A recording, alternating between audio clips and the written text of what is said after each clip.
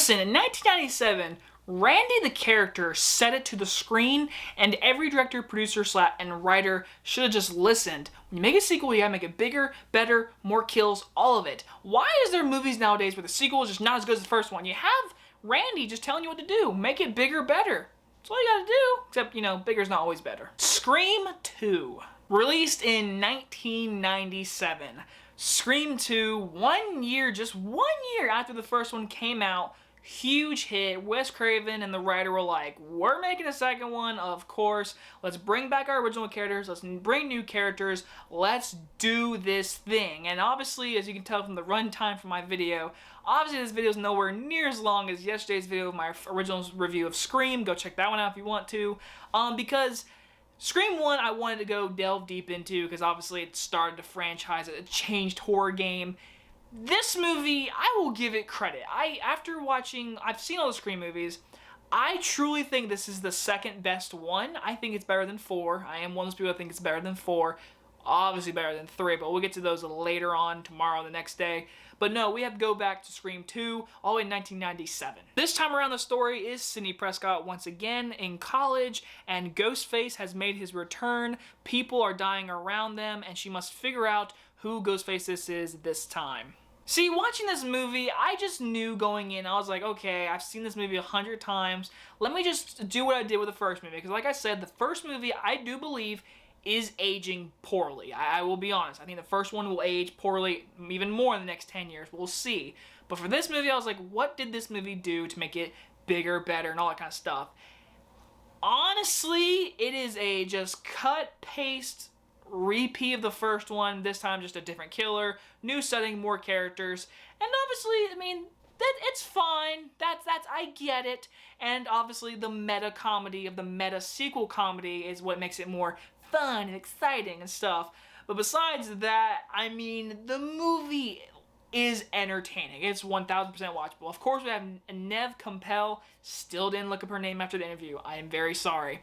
But either way, she returns as Sidney Prescott, and she's great. She's awesome as this main character. She's a great heroine. She defends herself. She's not a dumbass character. She knows what to do, and like, hey, I'm not an idiot this time. I know, like, I had to deal with Billy and Stu. Whoever this is, I'm ready to fight you. And she has traumatic events of that night, and obviously what happened to her mother, and this time we get to see Liev Schreiber, who was the guy, apparently, who raped and murdered her mom, who is out of jail, and is trying to get this interview through this entire movie. And I like that storyline of the entire mom and Liev Schreiber. I like that stuff. I thought that stuff was interesting. In the first movie, it's like a dark story behind her character. It gives her character. In this one, we get to see him finally. We get to see Liev Schreiber in person, trying to get this interview so he can get his name out and go be more famous because of this whole accused murder, but obviously it was Stu and Billy. I will say the pacing is nowhere near as good as the first one.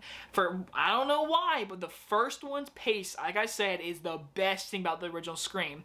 This one definitely isn't like the better paced movie. Again, it's entertaining, it's watchable. You get to see Ghostface slam around, walk around, get hit and fall down and move his arms and slice and dice and kill some people. I mean, it's entertaining. It's your Scream movie. It was the mid-90s. We added more new characters. They try with this opening scene to be as cool as the first movie. So in this universe, there's a franchise called Stab that is basically based off the Sidney Prescott stories of the Scream movie, and it's like, again, it's very meta comedy of the sequel, a remake of a movie being made because it's a movie inside of a movie. But our opening scene, we get to see Will Smith's wife, and we get to see her get murdered at a movie theater.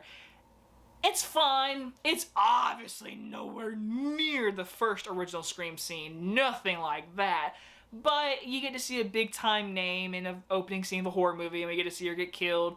It's kind of funny. It goes for the joke a little bit too much, even though I really do like the idea of like everyone's wearing a Scream mask in a theater. And by the way, am I the only one that would be so annoyed to be in that theater? Like when I'm in a movie theater, I don't want to be talked to at all, basically. I just sit there and watch the movie.